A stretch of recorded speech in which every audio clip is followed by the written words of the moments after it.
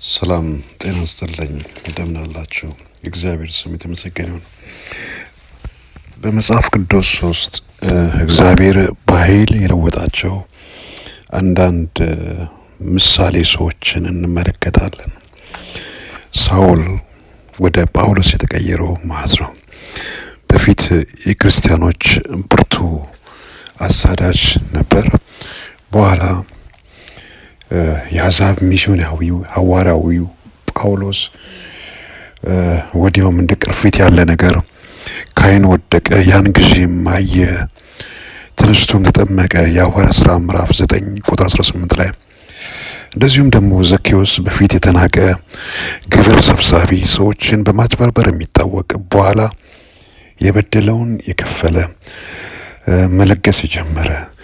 ዘኬዎስም ቆሞ እግዚአብሔር እነሆ ጌታ ሆይ የገንዘቤን እኩሌታ ለድሆች እሰጣለሁ፣ በማንም በሐሰት ክስ ከወሰደው 4 እጥፍ መልሳለሁ አለው። ሉቃስ 19:8።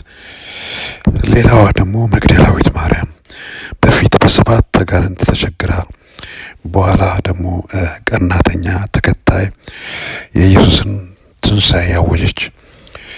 ሉቃስ 8:2 በውሃ ጉድጓድ ውስጥ ያለች ሴት በፊት በቀደመው ሕይወቷ ያሳፈራት ከማህበረሰቡ የተነጠለች በኋላ ወንጌልን ወደ ራሷ ከተማ ስለመሰከረች ከዛች ከተማ ከሰማራውያን ብዙ ሰዎች በኢየሱስ አመኑ።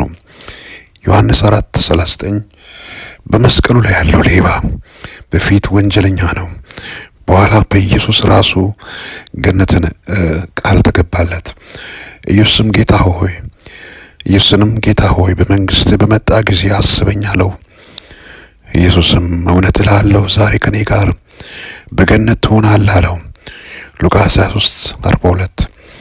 በእያንዳንዳቸው ሕይወቶች ውስጥ የእግዚአብሔር ጸጋ ፍጹም ለውጥ አእምሮን፣ ልብን እና ዕጣ ፈንታን አመጣ። የራስዎን ለውጥ እየፈለጉ ከሆነ ያስታውሱ፣ እነሱን የለወጠው ተመሳሳይ ኃይል ዛሬ ለእርሶ ይገኛል። ተባረኩ።